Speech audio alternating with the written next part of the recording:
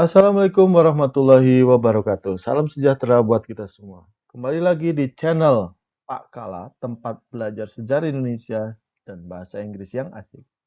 Belajar bareng, sukses bareng. Selamat datang di media pembelajaran sejarah Indonesia, kelas 10. Simak videonya sampai selesai.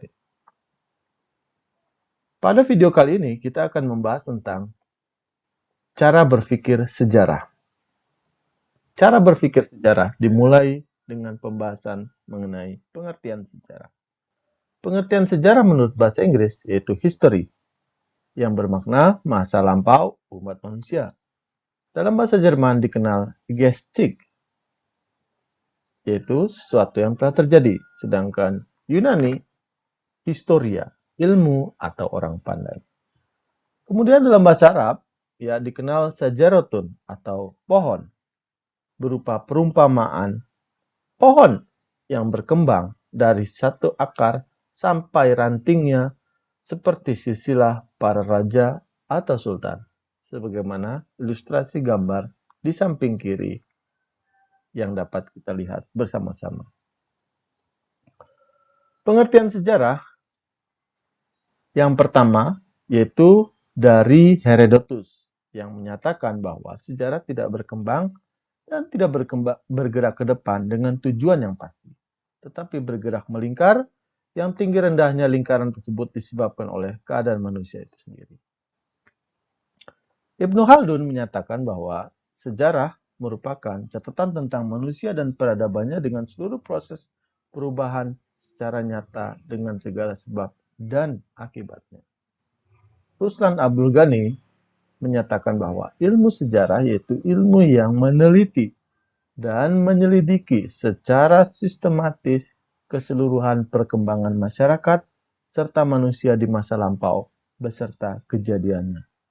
Ilmu sejarah ibarat penglihatan 3 dimensi, yaitu penglihatan di masa lalu atau masa silam, masa sekarang, dan prediksi ke masa depan.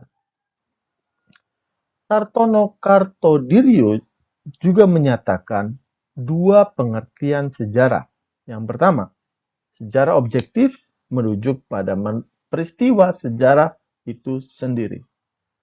Sedangkan sejarah subjektif, sejarah yang ditulis oleh para sejarawan, di dalamnya terdapat emosi dan pemikiran penulis. Muhammad Ali menyatakan sejarah dalam 3 poin utama. Poin pertama, sejarah merupakan keseluruhan perubahan dan kejadian-kejadian yang benar terjadi di masa lampau. Kedua, sejarah suatu kejadian, peristiwa yang berhubungan dengan manusia, yakni menyangkut perubahan yang nyata dalam kehidupan manusia. Poin ketiga, sejarah berupa cerita yang tersusun secara sistematis. Lalu kita punya definisi sejarah dari Muhammad Yamin yang menyatakan bahwa sejarah merupakan ilmu pengetahuan yang disusun atas hasil penyelidikan dari berbagai peristiwa yang dapat dibuktikan kebenarannya. Dari beberapa definisi tersebut, maka dapat kita simpulkan sejarah adalah suatu ilmu pengetahuan yang mempelajari segala peristiwa atau kejadian yang telah terjadi pada masa lampau dalam kehidupan umat manusia. Peristiwa sejarah merupakan satu peristiwa yang abadi, yang unik, dan penting. Selanjutnya, dapat kita simak bersama manusia dalam ilmu sejarah. Manusia dalam ilmu sejarah ini berupa kedudukannya. Ya, yang pertama manusia objek sejarah. Yaitu sejarah adalah kisah tentang manusia terkait ruang dan waktu. Sedangkan manusia subjek sejarah yaitu manusia berkontribusi dalam penelitian dan penulisan sejarah. Lalu, bagaimana kita memahami hubungan manusia, ruang, dan waktu dalam sejarah? Manusia sudah dinyatakan sebelumnya, yaitu subjek dan objek dalam peristiwa sejarah.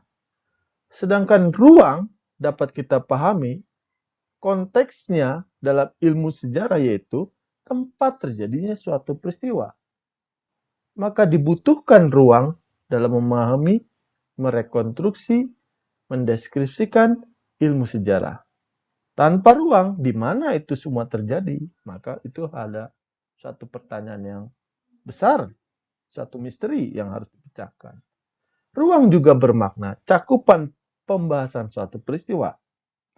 Contoh, misalnya kajian sejarah berdasarkan ruang.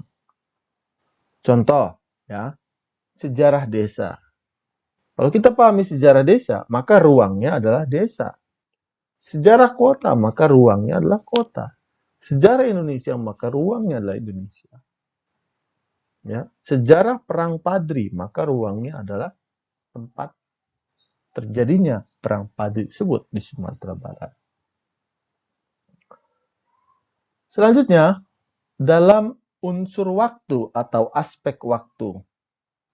Kedudukan waktu dalam ilmu sejarah yaitu yang pertama, waktu menandai suatu atau sebuah peristiwa yang unik.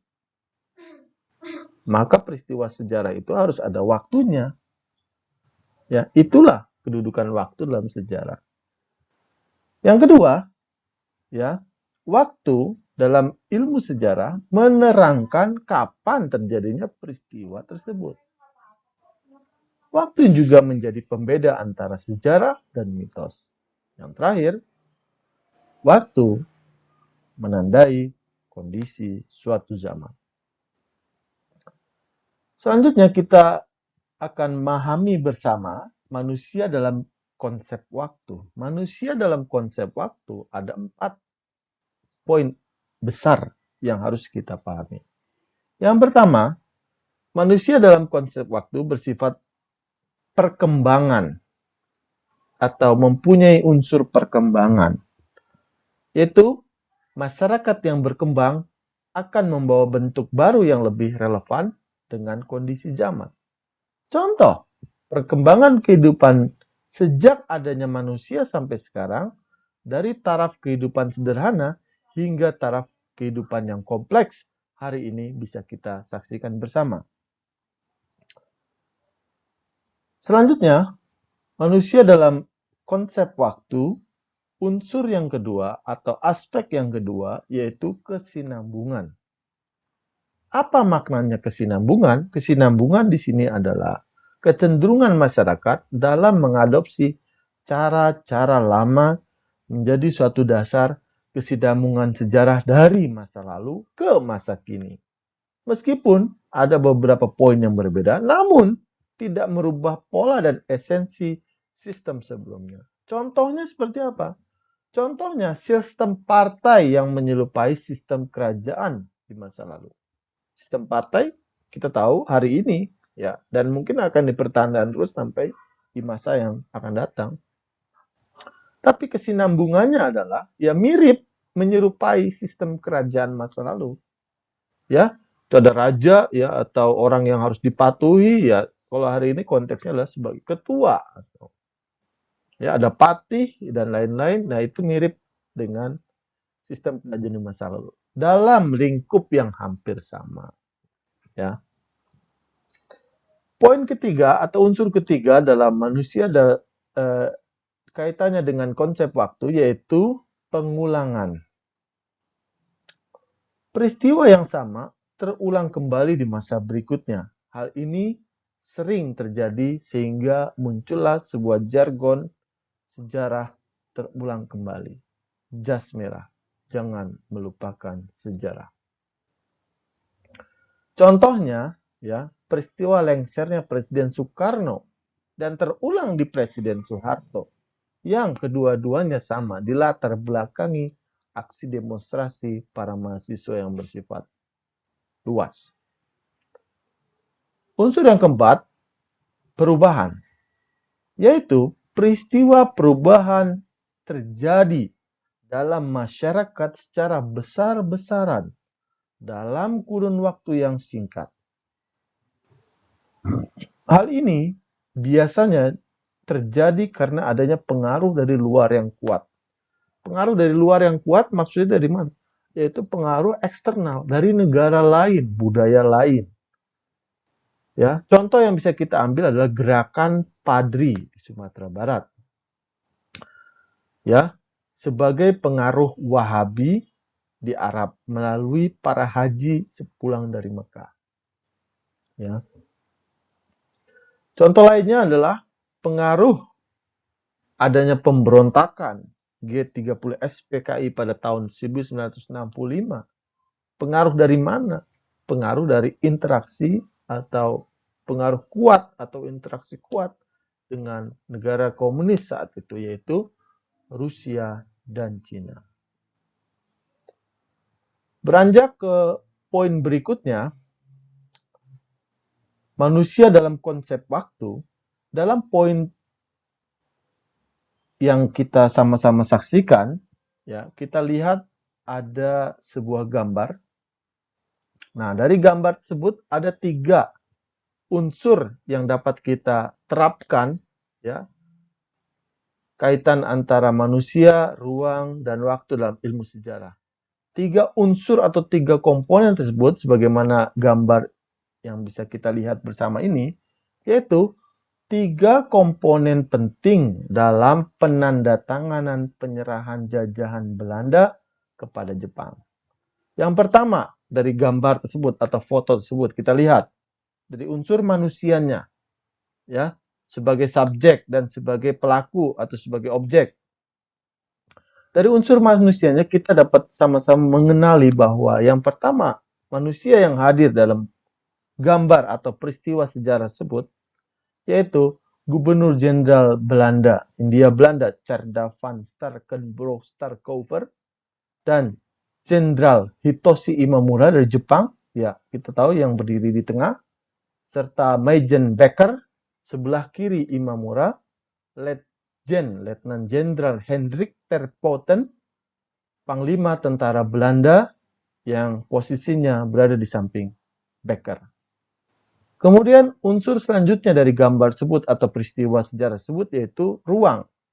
Ruang adalah tempat di mana terjadinya, ya. Terjadinya di sebuah ruang, di sebuah rumah di Kalijati di Subang. Saat ini rumah tersebut menjadi bagian dari Komplek Garuda E25 Lanut Surya Dharma sekitar 25 km dari kota Subang. Dan yang terakhir unsur waktu. Penandatanganan, penyerahan kekuasaan, penjajahan, ya, Indonesia dari Belanda kepada Jepang jatuh pada tanggal 8 Maret 1942. Sejak ditandatangani perjanjian tersebut atau penyerahan penjajahan tersebut, maka Jepang secara resmi mengambil alih wilayah jajahan Belanda di Nusantara. Selanjutnya bisa kita simak bersama berpikir kronologis atau urutan waktu. Apa sih yang dimaksud berpikir kronologis urutan waktu? Kronologis berasal dari bahasa Yunani, yaitu kronos dan logos. Kronos waktu, logos uraian atau ilmu. Jadi, berpikir kronologis dalam sejarah yaitu ilmu tentang waktu yang membantu menyusun peristiwa sejarah sesuai urutannya untuk menghindari anakronisme, yaitu kerancuan antara satu peristiwa sejarah dan lainnya. Contoh berpikir kronologis sebagaimana yang dapat kita lihat pada layar yang kita sama-sama perhatikan ini. Yang pertama misalnya, ya, pada 6 Agustus 1945 kota Hiroshima dibom atom oleh sekutu. Dilanjutkan pada 9 Agustus 1945 kota Nagasaki dibom atom oleh sekutu. Berikutnya, dampak dari bom atom tersebut Pada 14 Agustus 1945, Jepang menyerah tanpa syarat kepada sekutu. Dari 14 Agustus 1945 tersebut, maka 16 Agustus terjadilah peristiwa Lengas Dengklok, di mana kaum muda dan kaum tua kedua-duanya mendesak Soekarno untuk memproklamasikan kemerdekaan. Dan hasilnya pada tanggal 17 Agustus 1945, proklamasi kemerdekaan Republik Indonesia secara resmi dibacakan oleh Soekarno. Selanjutnya kita membahas mengenai berpikir diakronik atau melalui waktu. Berpikir diakronik melalui waktu berasal dari bahasa Yunani. Dia artinya melampaui, melalui, melintas, dan kronos waktu. Jadi secara istilah tersebut, ya secara kata tersebut kita pahami melampaui, melalui, melintasi waktu. Sehingga suatu peristiwa sejarah masa lalu yang melalui, yang melampaui, dan melintasi dalam batasan waktu tertentu. Pembatasan waktu dalam peristiwa sejarah dikenal dengan istilah periodisasi, yaitu pengklasifikasian peristiwa-peristiwa sejarah dalam tahapan pembabakan waktu. Fungsinya tentunya agar kita lebih teliti dalam mengamati peristiwa sejarah. Berikut contoh bentuk periodisasi sejarah Indonesia. Kita lihat yang pertama, dimulai dari masa prasejarah. Itu di masa di mana manusia purba memigrasi ke Nusantara, mengenal tulisan dengan perkiraan 400 Masehi atau kurang lebih 5 Masehi. 400 tahun 400 atau 5 Masehi. Kemudian periode selanjutnya masa Hindu-Buddha, yaitu masuk pengaruh kebudayaan India ke Nusantara hingga runtuhnya kerajaan Majapahit di abad ke-15. Setelah masa Hindu-Buddha, periode berikutnya adalah masa Islam. Dimulai sekitar abad ke-13, meski Islam masuk ke Nusantara pada abad ke-7, ya, sampai ya bangsa Eropa Barat datang dan mulai menjajah Nusantara di abad ke-16. Masuklah periode berikutnya, yaitu masa kolonialisme Barat. Masa kolonialisme Barat yaitu periode panjang penjajahan, ya, mulai pada abad ke-16 dan berakhir pada abad ke-20. Setelah masa kolonialisme masuk periode masa pendudukan Jepang. Masa pendudukan Jepang yang dimulai pada tahun 1942 sampai 1945. Masuk masa revolusi, yaitu masa setelah pendudukan Jepang. Masa revolusi ini dimulai saat ya proklamasi 17 Agustus 1945 ya sampai 27 Desember 1949. Karena kita tahu bahwa di masa tersebut negara Republik Indonesia dalam masa yang sulit, dalam masa yang serba terbatas akibat upaya-upaya Belanda yang tidak rela melepaskan Indonesia sebagai wilayah jajahannya. Setelah masa revolusi, kita masuk masa Orde Lama. Masa Orde Lama dimulai pada saat 1950 sampai 1967 melalui sebuah TAP MPRS nomor 38 MPRS 1967. Orde Lama berakhir, masuklah Orde Baru. Orde Baru dimulai pada saat 1966, dimulai dengan adanya Super Semar sampai 20 Mei 1998. Dan yang terakhir masa reformasi dimulai pada saat Presiden Soeharto mengundurkan diri hingga saat ini.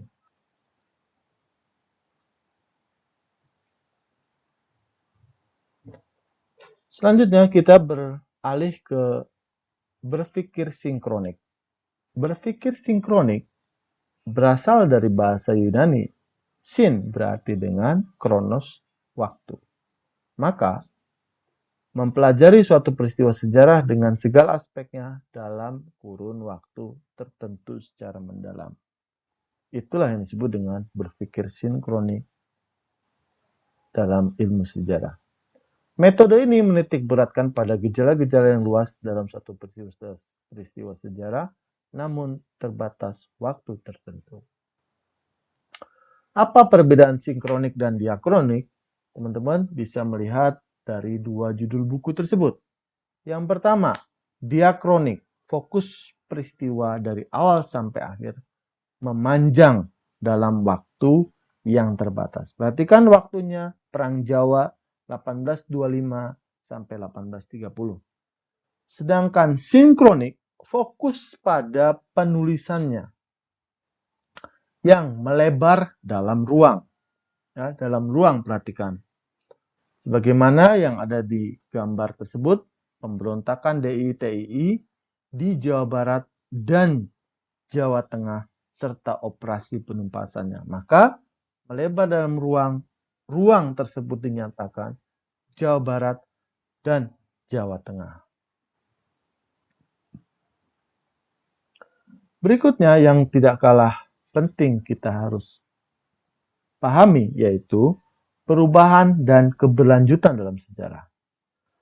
Perubahan dalam sejarah yaitu segala aspek kehidupan bergerak seiring dengan perjalanan kehidupan masyarakat dan membuat perbedaan. Contoh, peristiwa pemboman kota Hiroshima dan Nagasaki masing-masing pada 6 dan 19 Agustus 45 berimbas pada menyerahnya Jepang kepada sekutu. Ya, termasuk ketidaksamaan keadaan dari waktu ke waktu. Contoh, perubahan dari masa kolonial ke masa kemerdekaan dan dari masa Orde Lama ke masa Orde Baru. Itulah yang disebut dengan perubahan dalam sejarah. Selanjutnya, makna keberlanjutan dalam sejarah, yaitu kehidupan manusia saat ini merupakan mata rantai dari kehidupan masa lalu, sekarang, dan masa mendatang. Setiap peristiwa tidak berdiri sendiri dan tidak terpisahkan dari peristiwa lainnya. Perubahan dan keberlanjutan dalam sejarah berikutnya yaitu, perhatikan, kehidupan manusia dari masa ke masa senantiasa diliputi perubahan dan keberlanjutan. Kita amati gambar-gambar tersebut. Gambar pertama adalah ledakan bom atom. Gambar kedua adalah penandatanganan penyerahan Jepang, menyerah tanpa syarat kepada sekutu. Gambar ketiga adalah peristiwa Rengas Dengklok, dan gambar keempat yang terakhir adalah gambar di mana Presiden Soekarno-Hatta membacakan proklamasi kemerdekaan. Maka dari gambar terakhir dapat kita ambil dua contoh perubahan dan keberlanjutan. Yang pertama, perubahannya yaitu politik di Nusantara. Setelah Soekarno menyatakan kemerdekaan Indonesia, tentunya perubahan politik terjadi di Nusantara. Ya, kita tahu bahwa setelah masa itu akan ada muncul organisasi-organisasi, kemudian muncul partai politik. Itulah yang dimaksud dengan perubahan politik di Nusantara. Selanjutnya, status negara merdeka. Status negara merdeka merupakan perubahan dari yang sebelumnya berstatus negara jajahan. Perubahan berikut yang ketiga menandai pembentukan pemerintahan, badan, dan lembaga-lembaga negara. Yang tadinya tidak ada pemerintahan, badan, maupun lembaga negara. Sedangkan dari aspek keberlanjutan, peristiwa pembacaan proklamasi kemerdekaan Republik Indonesia pada 17 Agustus 1945 tersebut mempunyai makna keberlanjutan, yaitu memasuki masa revolusi merebut kemerdekaan. Berlanjut ke masa Orba, masa Orla, masa Orba, dan masa reformasi. Nah, itulah keberlanjutan yang kita alami ya dari sisi sejarah, ya, dimulai dari berlanjut terus dimulai dari pembacaan proklamasi sampai masa reformasi saat ini. Ya, dengan demikian selesailah kita pada pembahasan kali ini. Tolong dipahami kembali, apabila ada pertanyaan dapat